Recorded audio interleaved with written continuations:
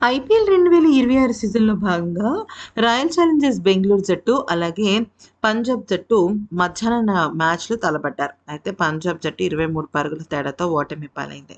ఈ ఓటమితో Punjab Kings play of అవకాశాలు చాలా కష్టంగా మారిపోయాయి. ఆల్మోస్ట్ ప్లే ఆఫ్ రేస్ నుంచి ఔట్ అయిందా అంటే చెప్పలేం. ఎందుకనంటే హైదరాబాద్, రాజస్థాన్ అలాగే గుజరాత్, ఇంకా మిగతా జట్లన్నీ కూడా చాలా గట్టిగా పోటీ ఇస్తున్నాయి. మరోవైపు బెంగుళూరు జట్టు ప్లే ఆఫ్ బర్త్‌ని కన్ఫర్మ్ చేసేసుకుంది. సో, కేవలం మిగిలింది 3 బర్తులు మాత్రమే. ఇక అది పక్కన పెట్టేస్తే, ఈ మ్యాచ్ అనంతరం అంటే ఓటమి అనంతరం శ్రేయస్ అయ్యర్ మాట్లాడుతూ ఏమన్నాడంటే, "ఆర్‌సీబీ బ్యాటర్లు అద్భుతమైన ఆరంభాన్ని అందుకున్నారు. పవర్ ప్లే ముగిసిన తర్వాత మా బౌలర్ల పైన ఒత్తిడిని పెంచుతూ పరుగులు రాబట్టారు. 222 పరుగులు చేయడం అనేది నిజంగా మెచ్చుకోదగిన ప్రదర్శన.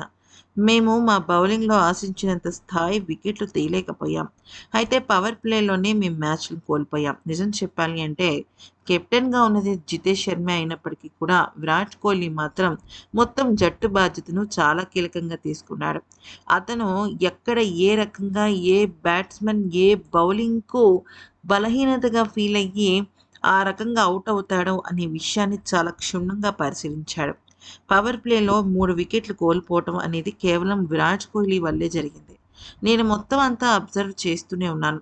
తను వచ్చిన ఆటగాడి బలహీనతను చాలా గట్టిగా గ్రాబ్ చేసి, వాళ్ళ బౌలర్లకు అది చాలా క్లియర్‌గా చెప్పడం నేను చూశాను.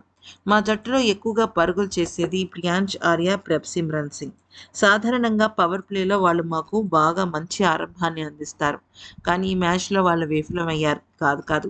విరాట్ కోహ్లీ వాళ్ళని తొందరగా ఔట్ చేశాడు. నేను కూడా తొందరగానే ఔట్ అయ్యాను. చాలా నిరాశగా ఉంది. కానీ మిడిల్ ఆర్డర్‌లో శశాంక్ సింగ్, మార్కస్ స్టోయినిస్ బాగా ఆడారు.